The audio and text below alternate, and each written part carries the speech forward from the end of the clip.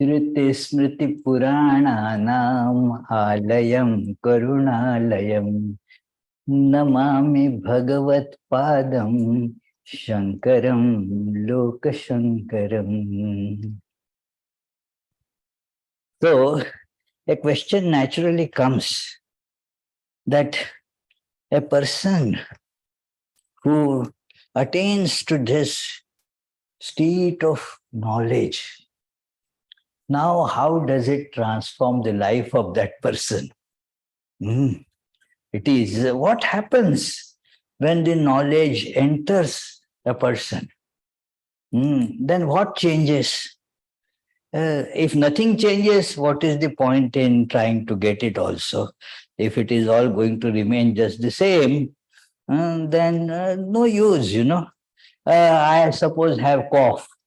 I have a little bit, but yeah, if I have cough and somebody says that take this medication, then if I ask that will remove the cough, no, it won't. Then what is the point in taking it? So this knowledge makes the changes in life. Let us remember that the way we are living now is according to what is our awareness of I and the world. Each has an awareness of I and the world. It is very erroneous because there is no really difference between I and the world. We imagine this difference that I and the world are separate things. You won't like to believe this, but this is the truth. Can you draw the demarcating line where I ends and the world begins? Can you? It is in high school.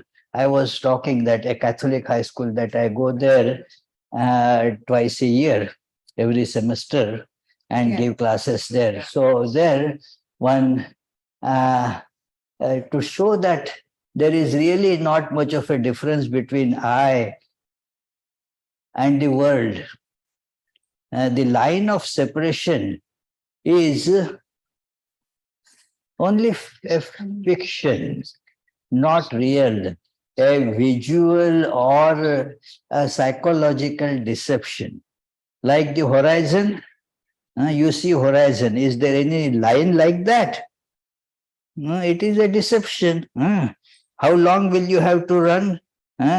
Gordon just had a running. So to get to horizon, how much we will have to run? In 6 miles, you will get to horizon. The horizon will go 6 miles away. There is nothing like horizon. It is a deception. So the line between I and the world is a deception. I asked that girl, is this knows you? She said, yes, of course, this is I. Suppose for some reason, may God never let it happen, but for some reason, if that nose had to be cut and replaced with a prosthetic, then will you call that cut nose as you? No, I will not. And this prosthetic, yes, I will call that as I. You go to barber and cut your hair. Before cutting, you say that it is I. You cut. Will you call that as I? There is actually no distinction, no defining line between I and the world. And the life of a person in ignorance holds this non-existing, unreal, deceptive line to be real. And all errors, all mistakes, all sufferings, they result from this erroneous, deep-rooted assumption that there is I and world. It is, Shankaracharya calls this in his introductory commentary on Brahma Sutras, that this is how ayam mamedam iti loka vyavharaha. Sri Ramakrishna also says that I and you, mine and yours. This is the loka vyavhara, means in ignorance, people, all our behavior is based on this error. And therefore, it is no wonder that we are miserable, we suffer, and so forth, because it is all based on this terrible error there. So, now what happens when you realize the truth, experience the truth? This line disappears. Now, you may be using a vehicle of a body, but you don't identify yourself with that body. A knowledge then changes the life. In ignorance, I see I and the world, and then I runs after the world. I keep on running after the world. I want this, I want that, and so forth. That is what our practical day-to-day experience, friends. That, oh, I want to get that job, then I will be so happy. And then we say, oh, what did it change? Really, nothing much. It is. So, but that is how we live on that hope that tomorrow we will be better off. It is hope is getting more things from the world. It is for a person who has seen this line as illusory. There is nothing to be desired now. You are everything. Where is the question of desires now? There is nothing desired. So the life is carried on without any desire. In the answer to this question by Arjuna, that Sthita Prajnasya ka bhasha, Sthita Prajna, science of a person who is established in wisdom. That because Arjuna, very practical man, wanted to know what difference will the knowledge make to my life, and so wanted how a person in day-to-day life behaves, how his walking changes, how his talking changes, how his eating changes. All that, how a person who is non-illumined and how a person who is illumined, how can you differentiate them? Practically, how can you separate them? Is it possible? Not by just the ordinary means. You have to see a little deeper. So, Lord answers there that that person, all desires go away. For all these prajahati yada kaman sarvan partha. Oh Partha, Arjuna, all desires get automatically, given up. The word doesn't make any sense. For common person, because of various reasons, for spiritual reasons, for medical reasons, would practice austerities, renunciation, and so forth. Oh, that I like that sugar sweets, but I should not eat them. But no, I will not eat it. Yeah, it is. That is, the desire is there, but you know that I should not eat it. So there is the restraint there. But for a person who is realized, has no desire at all desires are gone, then one may think that the life will become so drab and sad, because we place our happiness in the desires and getting that. A question was asked, then what will be the life then? All sad, For example, I get the desire to eat what he was telling, a chocolate ice cream. First I get the desire, and then I start looking for where it can be. Okay, let me go to that Ben and Jerry or Jen and Berry. What is that? Something like that. Okay, yeah. So I don't go. So I just hear those words. So it is. So yeah, those words they get changed. Like that. One boy got attracted to a nice-looking girl and wanted to say to her. You look awfully pretty, but became so nervous, ended up saying you look pretty awful. So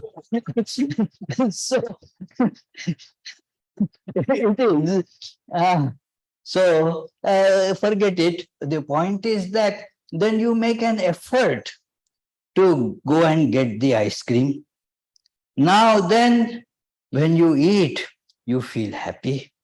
And suppose, so if I don't have any desire, then I will not make any effort. I will not get the happiness that I would get from ice cream. So the life will be without desires. It will be a terrible, a sad life. Now, here it is a very mistaken notion that what before you got the desire to eat ice cream, you were okay. And the desire created a tension.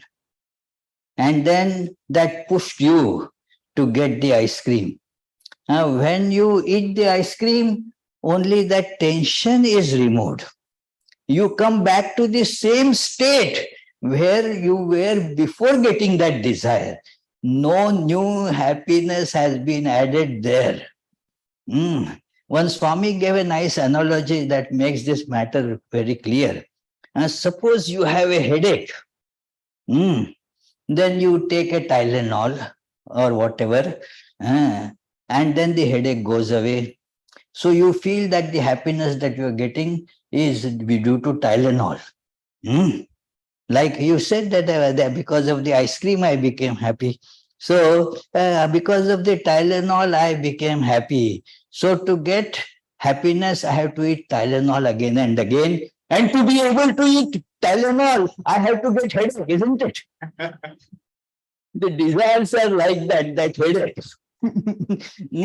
And because we have become so used to that idea of gratification of desires, we do not see that they are torments. So you create torment, and then somehow temporarily make that torment subside and feel happy. This person's happiness is just of a very different type.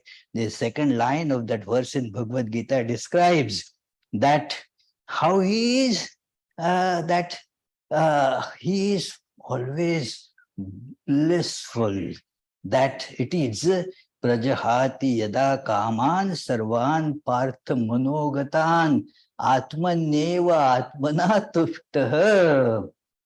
He is ever tufta, means nothing more is desired, that kind of happiness. There is nothing more there to that. That is tufta. That the pinnacle of happiness, that is the life of this person. Yesterday in the satsanga we were talking about that the happiness becomes his nature of this person. This person is ever happy. Maybe there are lots of difficulties, problems, and such. That doesn't affect the happiness of that person. You may pretend like Sri Ramakrishna's that tremendous, very illustrative incident. He fell on the railing and broke some shoulder, that elbow or some arm. It is different descriptions are there.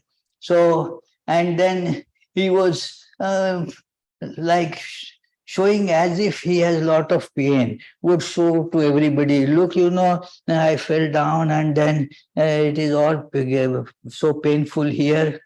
One of the devotees says, you are in bliss. You are not in pain.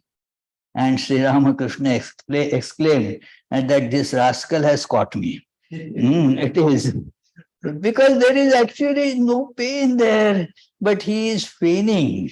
That feigning not in the regular sense to cheat others, but he has to carry on the show in a human body. That is again another way that you can understand incarnation. God incarnating comes on this stage in a particular role of a human being. He is not human being. Like somebody comes on the stage to say a play, that Macbeth. In the stage, that fellow is Macbeth, but he may be just John Smith. And even while acting as Macbeth, is he not aware that he is John Smith? He knows that he is John Smith, he is not Macbeth. It is. So that is the difference. He is not human being, but acts as a human being. So there is no suffering there, but acts as if there is suffering. There is something that is going on. So this is very important, that there is no trace of unhappiness there. And that happiness is intrinsic, not gotten from something else. There is a very nice comparison.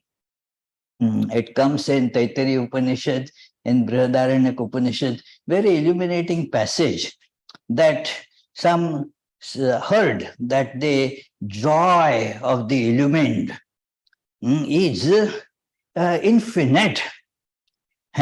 We have to properly scientifically quantify it, understand it, how much it is. So they decided to measure it. Let us may have a proper measurement. And this is just having gesticulations and no good, with no guesswork. Let us properly measure it accurately.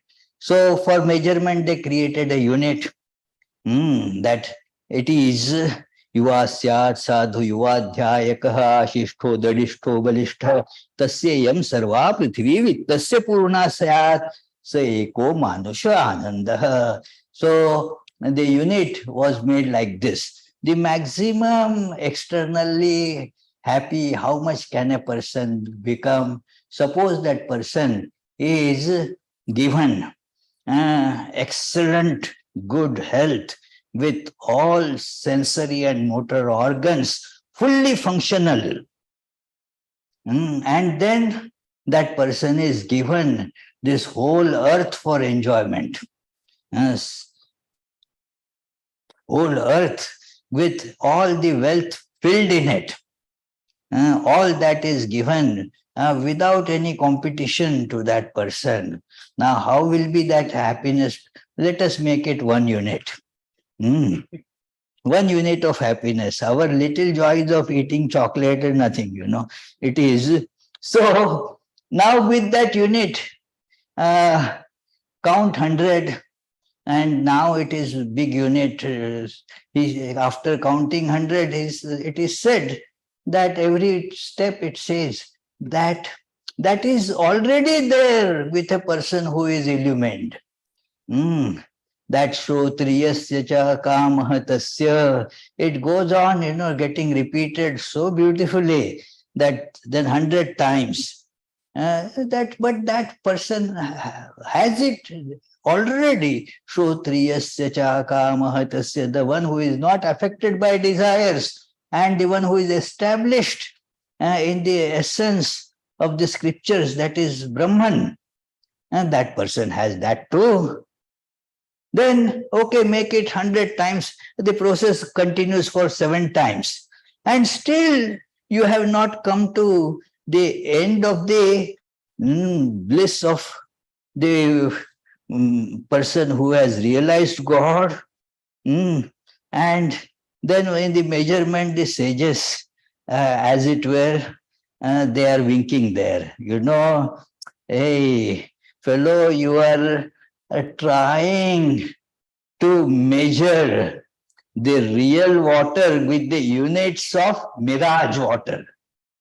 How many mirage waters, ocean of mirage water, say, will it make even a glass of water?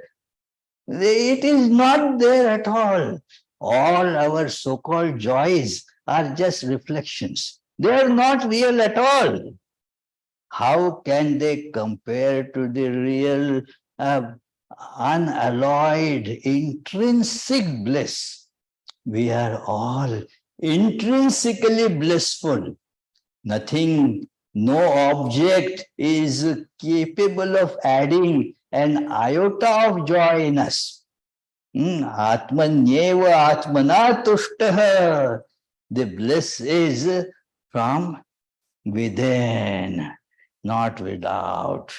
Otherwise, our joy is, oh, today it is too cloudy, uh, or rainy. I can't go out today. It is so sad. Oh, what is that? Is if our joys are in that, what can be done? They are, you cannot think of the joy of the illumined. So, joy of the illumined is like that. You become Ananda Swarupa. You become joy itself. Like there is that Saint Tukaram in Maharashtra. There is a very beautiful Abhanga song he has written, Ananda se dohi Ananda Taranga. That there is this, they say, an ocean of bliss, and there are the waves of bliss also. It is just, there is nothing but bliss there. So that is how this person's life is. Shankaracharya describes here that, look, what happens then? Kimapi satata bodham kevalananda rupam. That is from Vivekachudamani. It is, kimapi means indescribable, and constant awareness. Constant awareness of what? Kevalananda Rupa. It is pure, unalloyed. Whatever, the words fall short in describing it. The poverty of the word becomes very, very apparent when it comes to describing such states, that Kevalananda Rupa. It is pure bliss. And then there is absolutely no desires that can spring there. Always immersed in divine. It is, there is no, liking for something, no disliking for anything. In the body, it will express, that yes, there is some desire there. There is no desire, but it is the physical temporary expression that is not binding. Sri Ramakrishna described that, very beautiful analogies, that Sri Ramakrishna said, suppose a rope that can bind you. Now the rope is burnt. Still it retains the shape of the rope. You can still see the twinings on it. But now it cannot bind anybody. So that is how that apparent play of human actions there, that it is, but there is no bondage. This state is described in Bhagavad Gita. There is this, and just before this, signs of the illumined soul are described. Shankaracharya comments there that why are they necessary to be described? Because whatever are the signs of the illumined soul. They are natural to that person, spontaneous to that person. They become the signs for the unillumined person to follow and thus become illumined. That is why these signs are told here. This is not told to an illumined person. A scripture is not told for an illumined person. There is a very beautiful verse now in this short time. How many verses can we take, So it is. But I am telling that verse that Vijñātepi pare tatve shastradhitistu nishphala. Avigyate pare tatve shastra adhitistu nishphala. The study of the scriptures is useless. What did you say? Why are we studying then? As he says, useless. If it is done not for the purpose of realizing the supreme truth, pare tatve, to realize that alone, they have the utility. Do you put the GPS in the car if you don't have to go anywhere? The GPS is not called for action at all there. It is only when you want to go, you put where you want to go, and then that GPS guides you. It is. But if you don't want to go, then where is the point? The scriptures, if you want to realize truth, then they help you. And once you reach the destination, again they become useless. The GPS says you have arrived. Yesterday it said your destination is on the left, right there. So now you don't keep on looking at GPS, just switch off your car and get out, you see. So exactly, the scriptures are only for that purpose.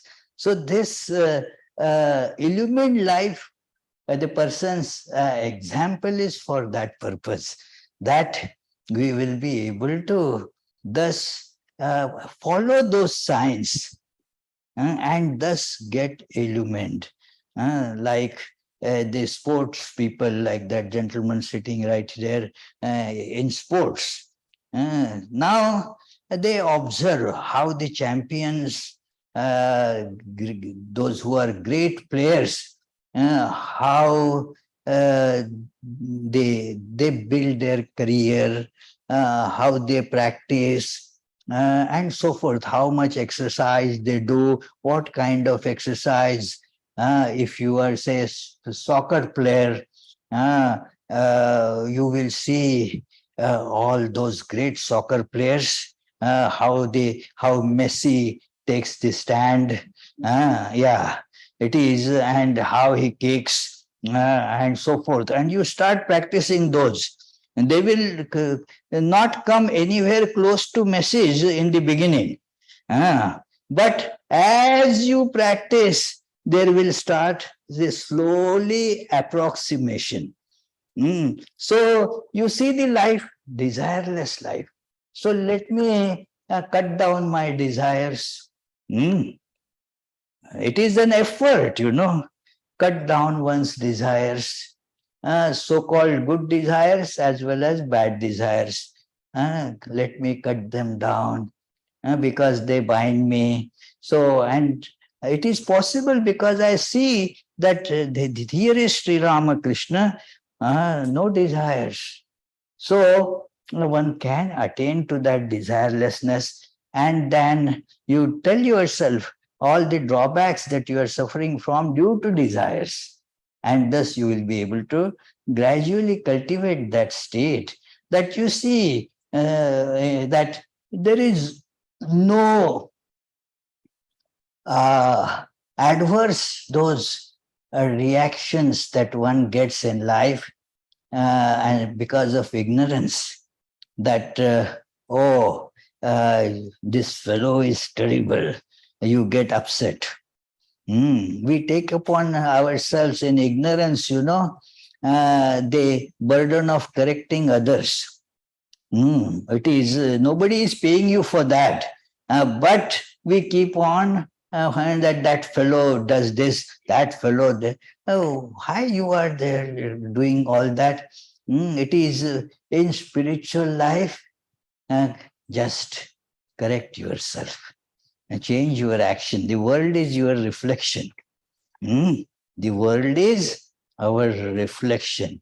When you stand in front of the mirror, and if Ranjana says that she needs to correct her hair, uh, it is right now you are fine, it is, yeah. It is, but suppose you stand and then you take a hairbrush and then start doing it on the mirror. Eh? Hey, how long will it take the hair to get properly in order?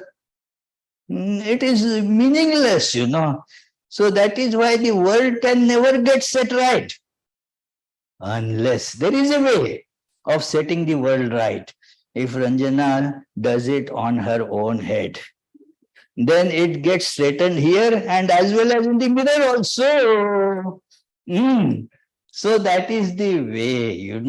But we don't get it. We think that attention is always on something else outside. No, the correction needs to be applied here. There is a story of a senile person, so was being taken in a, wheelchair on the in a beach on the beach. He was taken there just to have, and on the beach there are all those seagulls and all, and then a seagull put the dropping on this fellow's head. Now the attendant said, "Don't worry, I just in a minute I will run today, yeah, and get the towel and some water to clean it." That fellow ran, the attendant ran. This fellow started saying, "Oh, this fool. By the time he comes back, the seagull would have gone miles away." So you don't see your problem. So that is how the whole emphasis is misplaced.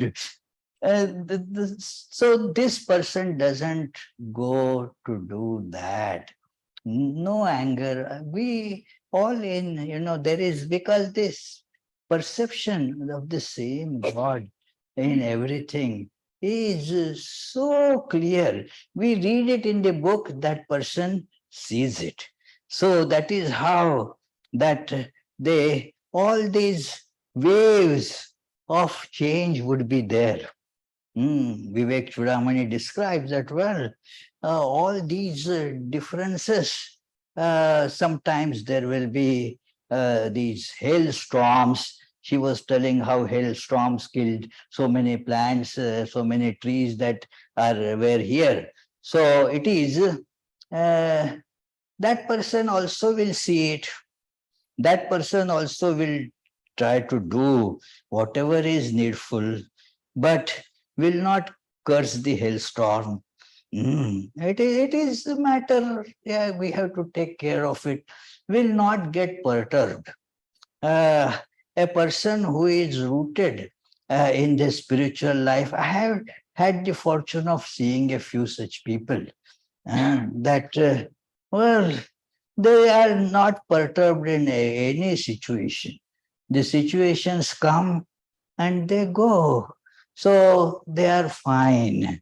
One of our President Maharaj, he was to come to Nagpur to give Mantra Diksha. And the flight that he was going to come by, that flight got cancelled. Now, I would have, been grinding my teeth. That flight, that airliner, so. He did not do any such thing. He booked the passage by train. His secretary, it's a big office. So they booked the passage by train.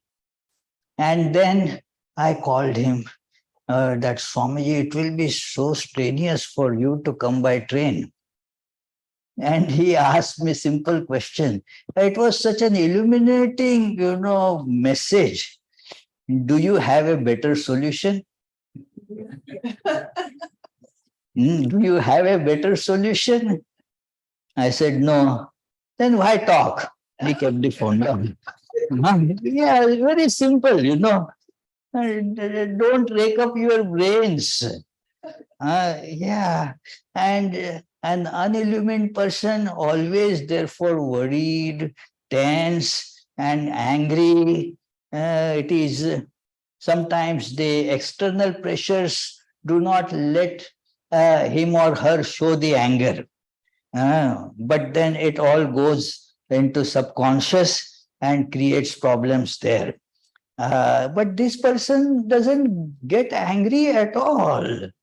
It is no upsetting. So many things go on in the world. A little bit of it just makes us lose sleep. It is, yeah, what is there? These things come and go. It is, even people lose sleep because of the worry that they are not getting sleep. Isn't it funny? But that is a reality. That why I am worried that I am not getting good sleep means further loss of sleep. It is. So it is this person has this absence of all of that. It is, we can uh, keep on, describing how Shankaracharya has Sarvatmana in everything. He is seeing that it is the appearance of God. The forms are not real.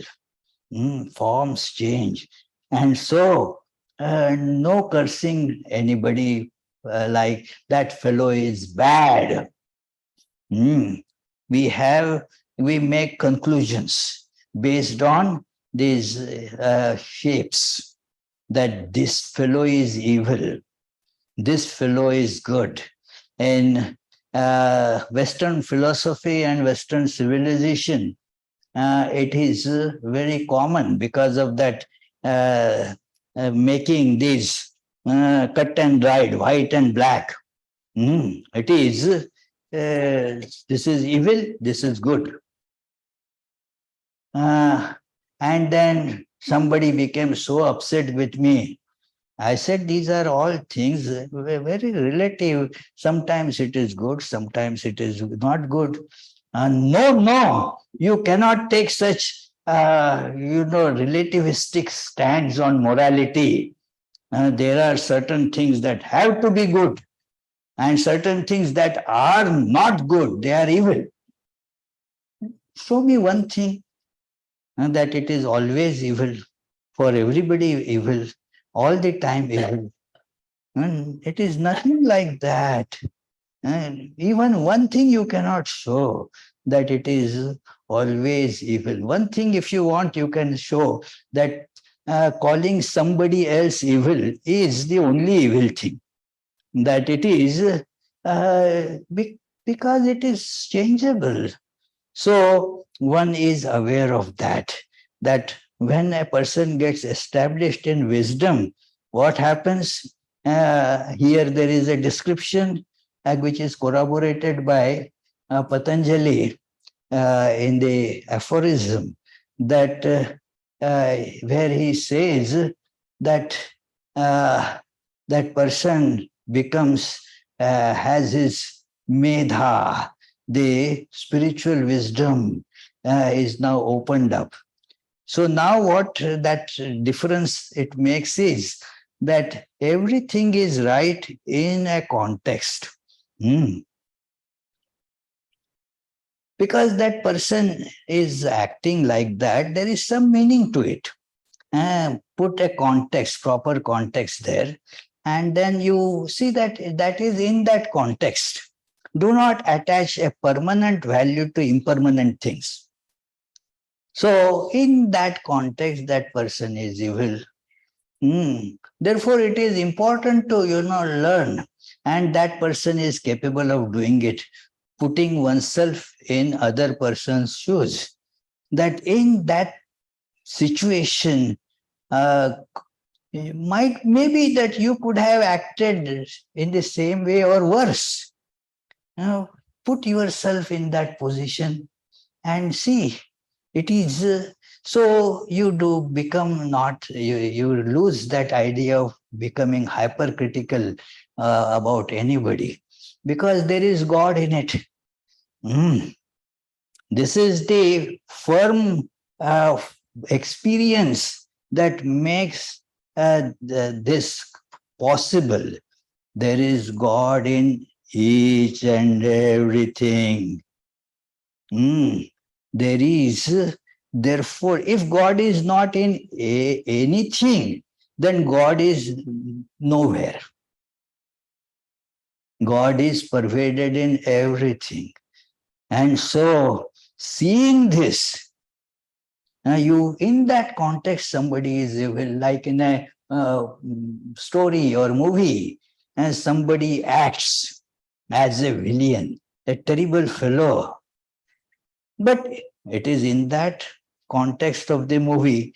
Apart from that, the fellow could be as good as anybody in the world. So, similarly, in a particular position and particular situation, you have this idea somebody is good, somebody is not so good.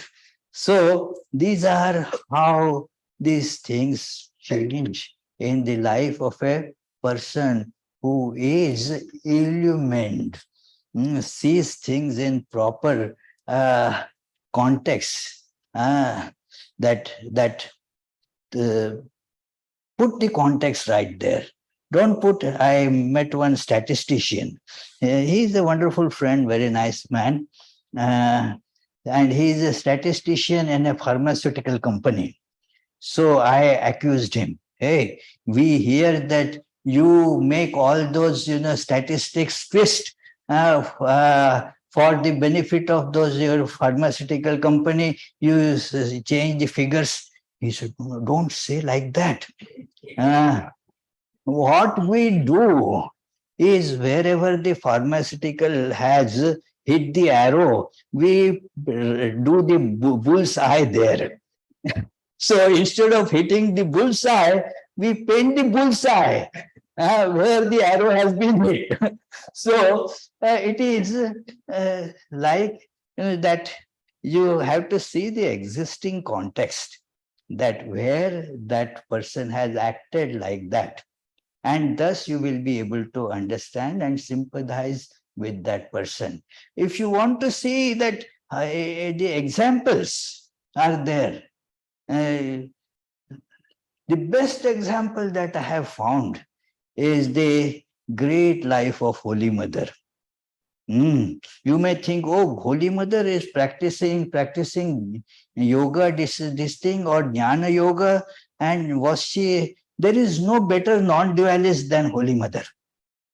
After studying her life, I have come to this conclusion that she is a great non-dualist, that has made her see the point of view of all. She could see that those who were agitating for banning the foreign clothings coming from England, because there was the freedom struggle against England going on, just like the Americans, they dumped the tea. Now, tea has not done anything bad to them, but that was a symbol, something, that it is, um, um, off with all that is British. So in India also, that was done at that time, that movement, all the political leaders were just screaming about it, and it had its value. If you put it in context, yes, it has value. Holy Mother supported it, but she could not hate Britishers because she said they are also my children. So when her nieces wanted the garments made from those mills, they uh, the monastics there in that center, they vehemently refused. No, we should only buy and that which is manufactured in our country. Mm. Holy Mother said that, but these girls, they want those fine clothings. Let them have it. After all, Britishers also are my children. Mm. See, it is very difficult in the emotionally charged circumstances to see this thing. No, that is how a person with that illumination will not hate anybody. Common people get charged with hatred, and down with that. Mm, it is this person only downs hatred. No hating anybody. That becomes the life. And it is, you can see that one can follow this science. Let us not hate anybody. Mm, what hate does hate anybody, does anything good to you when you hate somebody? If you examine, you see that it doesn't do any good to you or to anybody for that matter. So see this life, no hatred, appreciation of everybody. That look how nice this person is doing. They this is described in this Vivekachudamani in very Sarvatmana Drishyamidam Mridaiva, that they see that everybody is an embodiment of God.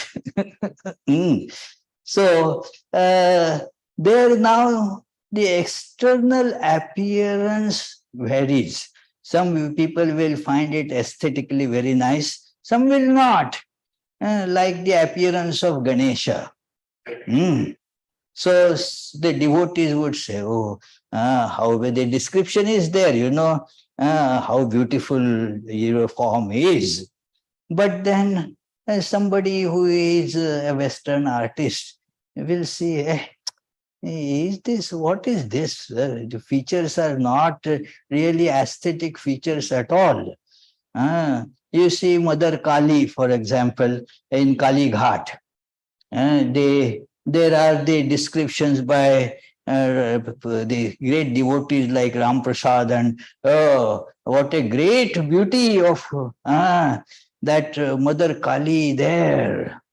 The other person who has no such devotion says it is just a stone, you see. What is there? It is a shapeless stone. So the point is, it is God incarnate. It is, everything is divine. It is this. He says that everything here, he sees that the God is present in all the forms, and therefore, well, understands everything, smiles at everything, does not covet anything, does not hate anything. So it is, uh, this is how the life becomes. Do we want that kind of life? What? Yes or no? No? Huh? Yes? Are you sure? Yeah, if we are sure, let us work at it. Huh? I was so blessed to be able to invited and speak on this very elevating topic. I am so thankful to Brahma Prana for that. It is, and this is a big text, friends. We could just cover a few principles of it, and I really have no authority on these topics. I just think of those things and talk. So forgive me for all the mistakes that I might have made there. And keep on showering your blessings on me so that I will be able to walk on this path. Thank you very much, friends. All the best.